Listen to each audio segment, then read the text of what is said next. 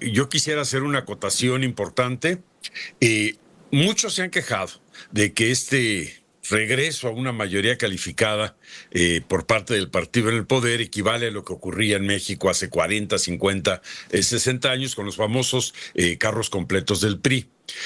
Pero hay que acotar una cosa muy importante. Aquellas mayorías calificadas no se lograron mediante un proceso electoral transparente, con instituciones ciudadanas, donde los propios ciudadanos contaban los votos. En cambio, esta mayoría calificada sí se logró por ese procedimiento. Entonces, esta es una primera diferencia que muchos analistas deberían de tomar en cuenta para no pensar que estamos en un proceso de regresión. Al contrario, estamos en un proceso de progresión. Pero además se logra, Juan, con las reglas del juego que el propio PRI y el PAN habían aprobado.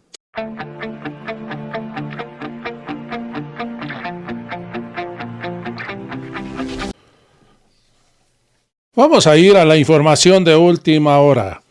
Vamos a ir a una entrevista que el periodista Juan Becerra le hizo a un analista político donde hablan qué va a suceder con el PRI y el PAN. Porque hoy, amigos y amigas, todavía no les cae el 20 que el pueblo de México les dio una patada el 2 de junio y que tienen que regresar a las causas sociales.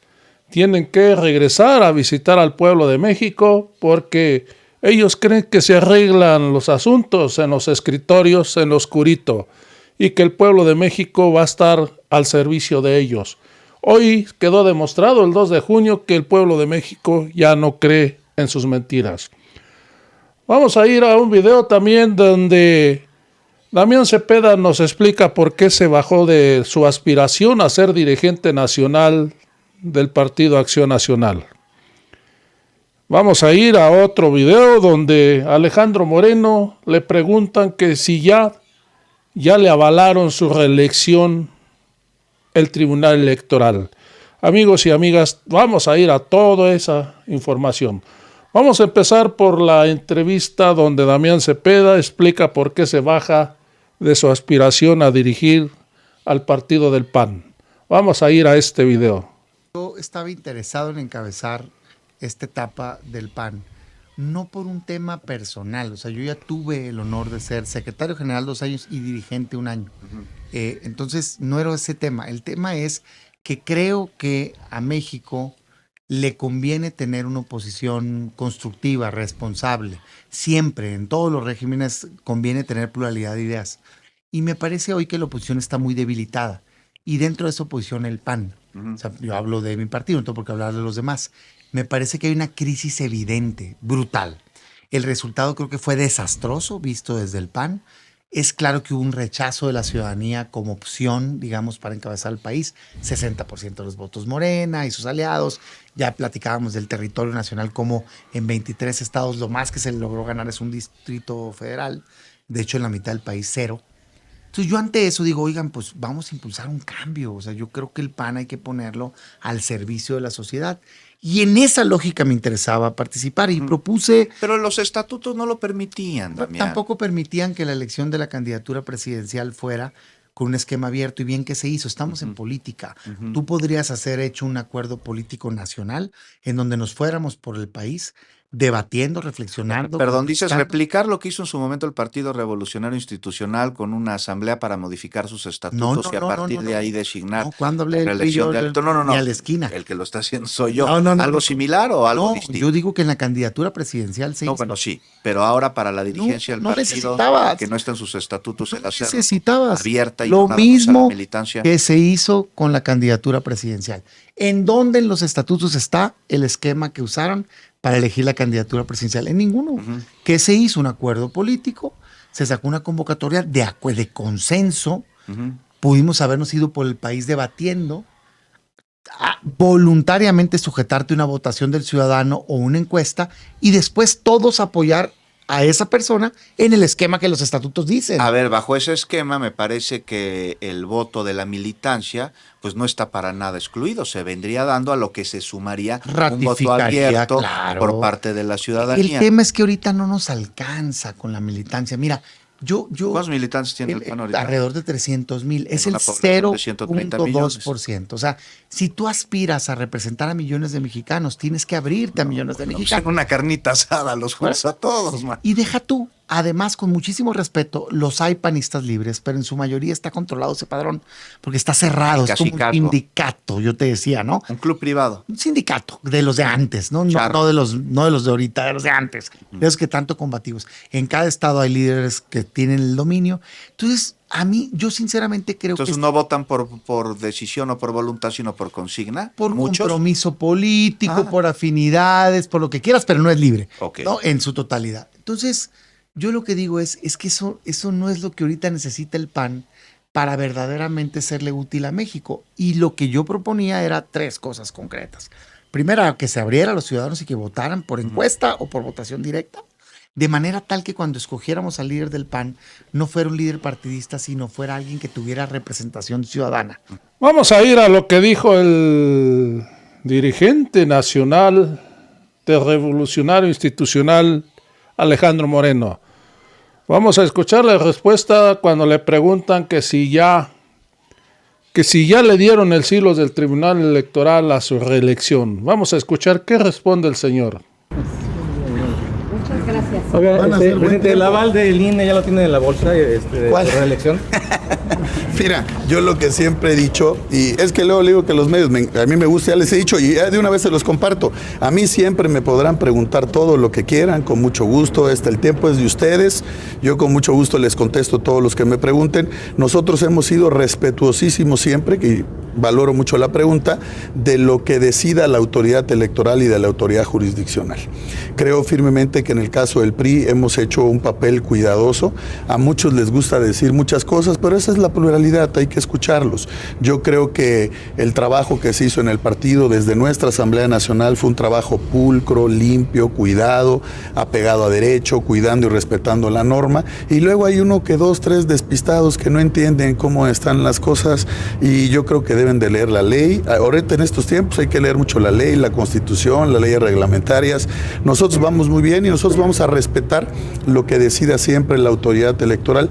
En el ámbito electoral, claro, tanto el Instituto Nacional Electoral como el Tribunal Electoral del Poder Judicial de la Federación, nosotros estamos ciertos que las cosas se hicieron bien. Hubo una elección transparente, democrática, aunque a muchos no les guste. Así es esto, es de respetar las mayorías, y nosotros estamos trabajando. En el partido vamos muy, muy bien, vamos caminando, analizando los resultados electorales del 2 de junio, que ustedes los conocen perfectamente bien. Hay que hacer la autocrítica, hay que ver hacia adelante, y lo más importante para nosotros es este proceso fundamental para iniciar una nueva etapa en el partido, ser competitivos en el 2025 y trabajar rumbo al 2027.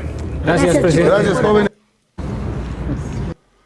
Pues ya escuchamos a Alejandro Moreno, amigos y amigas, donde dice que todo es democracia en el Revolucionario Institucional, que son muy respetuosos de la ley. Amigos, vamos a ir a video de la entrevista que le hicieron a un analista político, donde según desde su punto de vista, ¿qué es lo que debe de hacer el PRI y el PAN para que la gente vuelva a creer en ellos? Hay que recordar que Alejandro Moreno expulsó a Fabio Beltrones, senador, que podría ser el senador que le falta a Morena y aliados para lograr la mayoría calificada, porque ya nada más les falta un senador. Amigos, vamos a ir a esta interesante entrevista. Conformadas, quedan instaladas las legislaturas en la Cámara de Diputados, en la Cámara de Senadores. Felipe López Veneroni, analista político, profesor, investigador de la Facultad de Ciencias Políticas y Sociales de la UNAM. Qué gusto saludarte como siempre, Felipe. ¿Cómo estás? Juan, ¿qué tal? Muchos saludos al auditorio. Muy bien, muchas gracias. Pues ya viendo listo ya este proceso en el que se dará pues el traspaso de la banda presidencial, que es un fenómeno que marca pues el reloj democrático en México.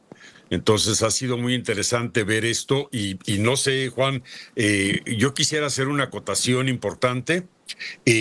Muchos se han quejado de que este regreso a una mayoría calificada por parte del partido en el poder equivale a lo que ocurría en México hace 40, 50, 60 años con los famosos carros completos del PRI.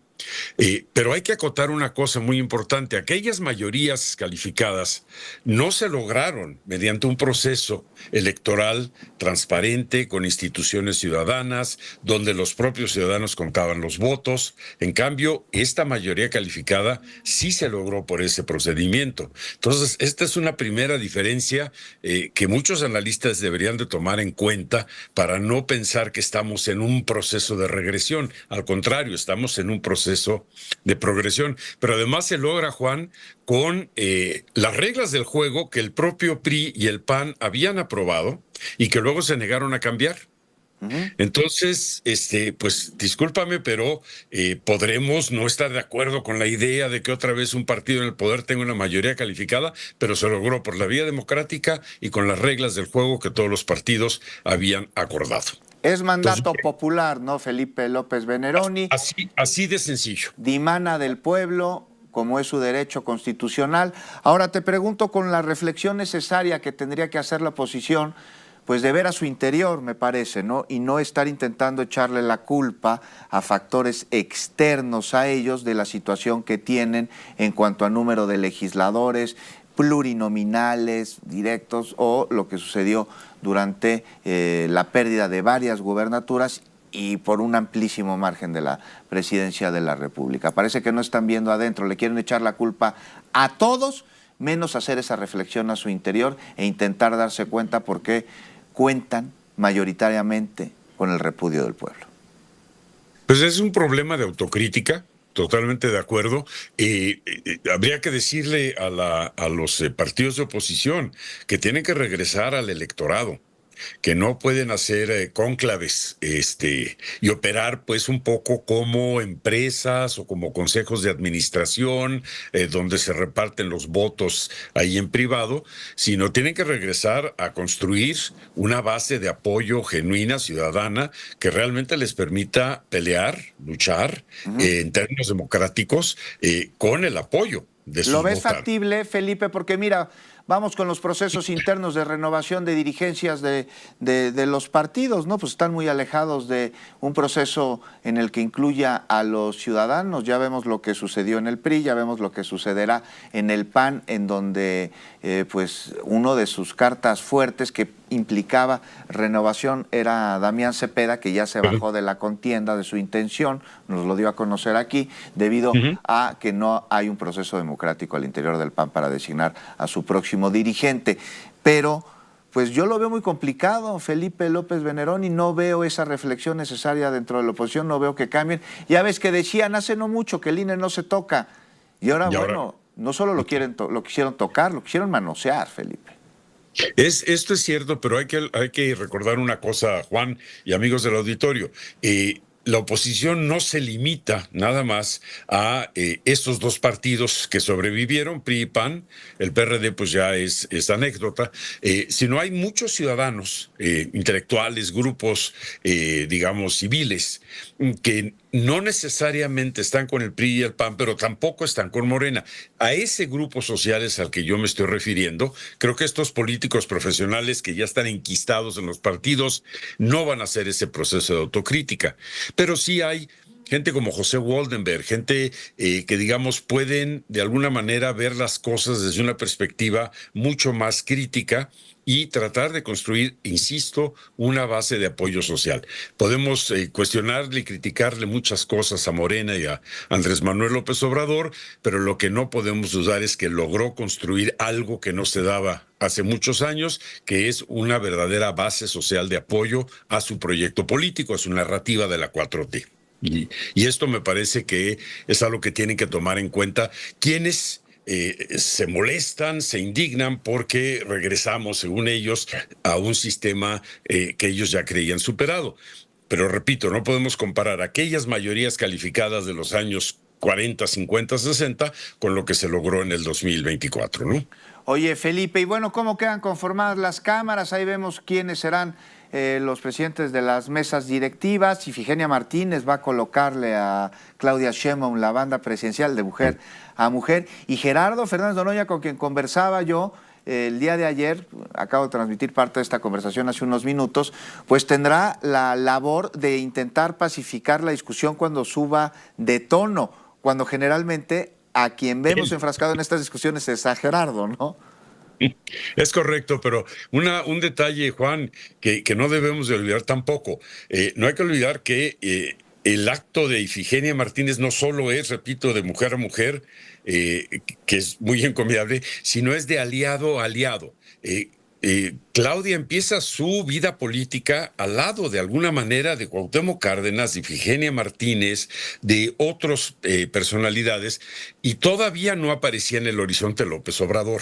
Creemos que López Obrador tarda un poquito en unirse a lo que fue el Frente Democrático Nacional y luego el PRD. Él todavía estuvo en el PRI un buen rato después de que se dio aquella ruptura de la corriente democrática.